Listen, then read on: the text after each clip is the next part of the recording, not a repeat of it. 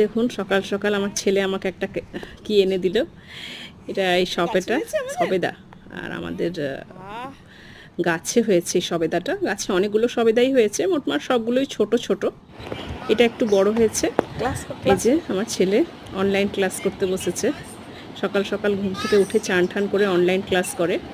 এখন তো প্রচণ্ড গরম, এখানে কোনো স্কুল টুল খোলা হয়নি এখনও, তাই অনলাইন ক্লাস হচ্ছে, তো সেটা করছে। এরপর সকালবেলায় আমরা জলখাবার খেয়ে নিলাম চাউমিন করেছিল মা আজকে। চাউমিনটা খুব দুর্ধর্ষ বানিয়েছিল মা। তারপর দুপুরবেলায় খাওয়ার পালা। এর মধ্যে আমি একটু গেলাম দোকানে আমার প্রত্যেক দিনই যেতে হয়। তো আসার সময় আমার একটা ছাত্রীর বাড়ির থেকে হয়ে এলাম।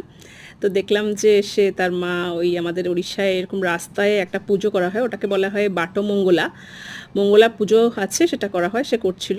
আমি একটু দেখে এলাম। তারপর এসে আমি এখানে ঠাকুরকে পুজো দিলাম। ঠাকুরকে পুজো দিয়ে ঠাকুরকে খেতে দিলাম।